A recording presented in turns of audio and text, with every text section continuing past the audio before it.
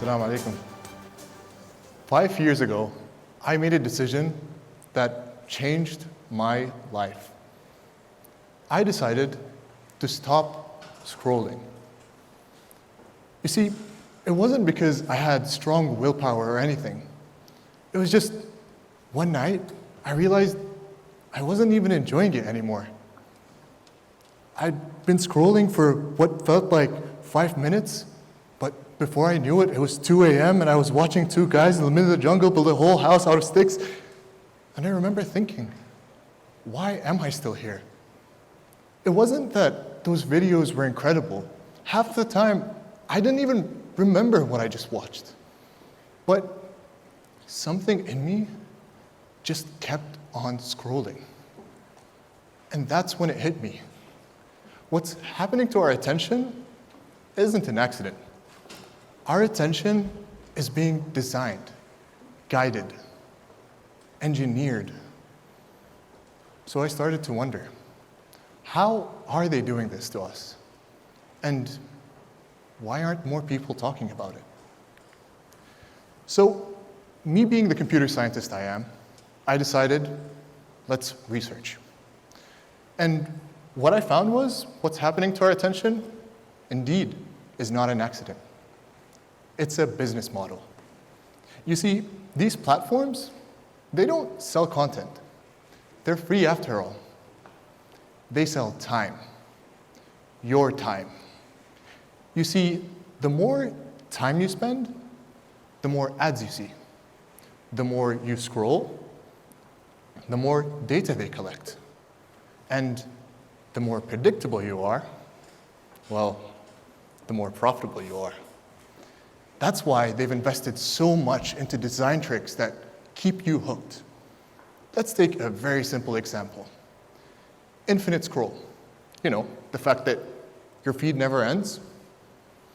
Something I always took for granted. But as Raskin, the man who invented it, even admitted something as simple as that adds billions of hours of screen time every year. He compared it to having a bowl of chips in front of you. You're not eating it because you're hungry, you're eating it because it's there. And the real magic happens when you combine it with other factors, like the algorithm we all know and love. You see, we might know that it tracks what we watch, what we like, but do you know that it tracks what you replay, what you pause on, even what you scroll past a little slower? And over time, it builds a profile so precise, it can predict what will keep you watching. Not people in general, you. And why that's so powerful is because we keep checking, not because every video is incredible, but because we never really know what's going to come next. That unpredictability, paired with a feed that never ends, and an algorithm that knows you better than you know yourself, is what makes it impossible to stop. And here's the truth.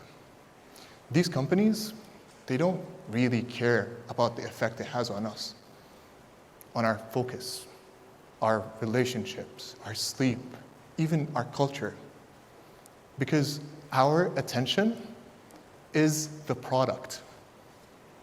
We're not addicted to the videos we're watching. We're addicted to what comes next. You see, when I first learned about this phenomenon, I needed to understand, how are they doing this? What psychological traits are they capitalizing on? And that's when I was first introduced to the concept of dopamine versus serotonin. Now, I always thought dopamine was happiness. I was wrong. Dopamine is the anticipation of happiness. It's the thrill, the excitement, the what's next. While serotonin is the feeling that makes us feel content, satisfied, connected. When I first started learning about this, I started to notice how much of my day I was automatically reaching for my phone, just chasing those cheap dopamine hits. And I did not like it. I wanted to make a change. So I deleted everything. Now, it was not easy. It was uncomfortable.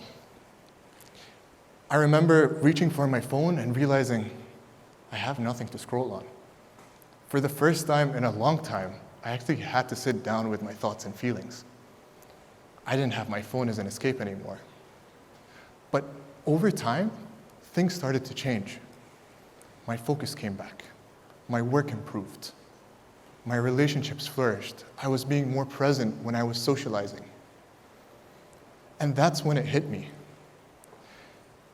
Scrolling floods us with dopamine, but gives us almost no serotonin, which is why after an hour of scrolling, we don't feel good.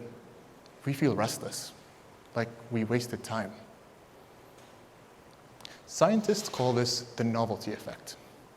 You see, with each scroll, your brain gets a small burst of dopamine, but then it fades, and you're left craving another and another. That's why 50 20-second videos feels easy, but suddenly, a 5-minute video, a bit too long. Over time, our brains get used to this, just like coffee. 1 cup used to wake you up. Now you need 2. The same with scrolling. The more we consume, the less it satisfies. So we need more, faster, weirder, funnier. And when we finally put our phone down, our mood can drop even below normal. Which is why sometimes you put your phone down and it feels worse than when you picked it up. Researchers at Stanford found that heavy media multitaskers, people constantly switching between apps and tabs, suffer with memory and focus. It's not that they're lazy, but their brains are being wired for constant interruption. So this isn't even about wasted time anymore. It's about us living in a world that's designed to expect distractions all the time. Now, our generation. We kind of know what's going on. We joke about it. We say things like, oh, I've been watching a lot of brain rot. My brain is fried. It's funny. At least we have some awareness. But younger generations, iPad kids, they don't know a life before scroll. To many of them, watching a 10-minute video is impossible. And the older generations, they're only now joining these platforms without realizing that they are designed to keep us hooked. Research shows that the number of people over 50 using these platforms has more than doubled within the last decade, many of which use it without realizing it's designed to keep them hooked. So while we might laugh about it, other generations are stepping into it blind. And that's where we come in, not to lecture, but to start the conversation, to make awareness normal. Because if we can see it so clearly, then we have a chance to change the story, to make looking up the new default.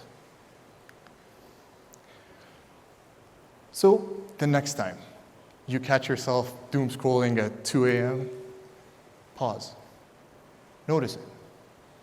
I'm not here to say delete your apps. That's the solution that worked for me. Yours may look different. We have screen limits, do not disturb, even grayscale. A few of the many other solutions that are out there. I encourage you to explore. You see, attention isn't just a tool we use. Attention is a part of who we are. It's a part of our culture.